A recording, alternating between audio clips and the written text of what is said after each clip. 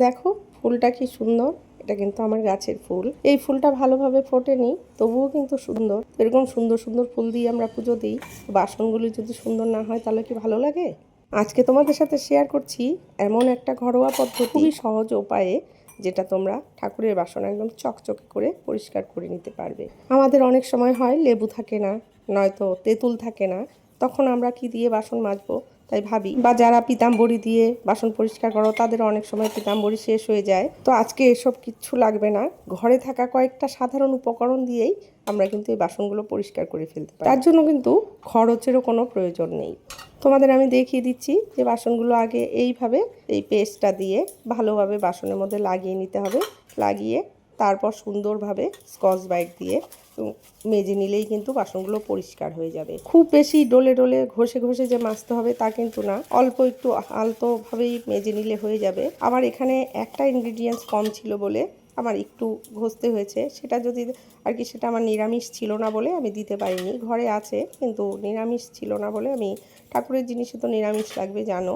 আর আমার তো ঠাকুরের প্রচুর বাসন, আর বাসনগুলো যদি চকচকে হয় পুজো দিয়ে কিন্তু মনে কিন্তু একটা অন্যরকম শান্তি পাওয়া যায়। বাসনগুলো যদি কালো কালো দাগ থাকে, দাগ চপ হয়ে থাকে, তবে কিন্তু ভালো লাগে না পুজো। তেঁতুল দিয়ে বাসন মাজলে বাসন কিন্তু খুব সুন্দর চকচকে হয় ঠিকই, কিন্তু জল লেগে থাকলে কিছুক্ষণ পরে দাগে ভর্তি হয়ে যায়। তাই তেঁতুলের বাসন সব সময় ধুয়ে পরিষ্কার করে মুছে নিতে হয়, তাতে কিন্তু তার কোনো প্রয়োজন নেই। তো এই দেখো, তোমাদের সাথে আমি বাসনগুলো মেজে দেখালাম, এবার আমি তোমাদের দেখাচ্ছি কেমন পরিষ্কার হয়েছে। সবগুলো বাসন মেজে দেখালে অনেকটা সময় লেগে যাবে, তাই আমি তোমাদের এই কটা দেখাচ্ছি।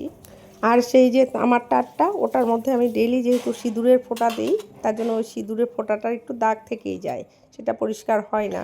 গাছ ফুল এসব যেমন সুন্দর, বাসনগুলোও কিন্তু এরকম সুন্দর করে আমরা রাখতেই পারি। এই দেখো, প্রত্যেকটা বাসন কিন্তু কি সুন্দর পরিষ্কার হয়েছে। তো এতগুলো বাসন কিন্তু আমি খুব অল্প সময়ে মেজে নিলাম। দেখো থালাগুলো কি সুন্দর পরিষ্কার হয়েছে। আর এটা কিন্তু দুদিন প্রায় থাকবে। প্রতিদিনই যে এই পেস্টটা লাগিয়ে মাজতে হবে তার দরকার নেই, একদিন বাদে একদিন পেস্টটা বানিয়ে লাগালেই কিন্তু থালা বাসন এরকম পরিষ্কারই থাকবে। চলো তবে দেখিয়ে দিচ্ছি কি দিয়ে বানালাম পেস্টটা। এই দেখো, আমি নিয়ে নিচ্ছি প্রথমেই ঘরে থাকা আটা। আমি এখানে 2 চামচ মতো আটা নিলাম। আটা ময়দা যেটাই থাকে, আটাটা বেশি ভালো হয়। সাথে নিলাম এখানে নুন, আর নিয়েছি 1 চামচ হলুদ। আর দেখো ওই যে গুঁড়োটা, যেগুলো আমি পুরনো প্রদীপগুলো গুঁড়ো করেছিলাম, সেই প্রদীপের। আর একটা ইনগ্রিডিয়েন্টস যেটা নেই সেটা হলো বেকিং সোডা। বেকিং সোডাটা দিলে কিন্তু এটা খুব ভালো আরও কাজ করে। আর নিয়েছি একটু লিকুইড সাবান, নিয়ে জল দিয়ে গুলে এই দেখো একটা পেস্ট বানিয়ে নিলাম। কত সহজে বলো, ঘরে থাকা জিনিস। এই দেখো এই প্লেটটাই কতটা পরিষ্কার, আর চিন্তা নেই।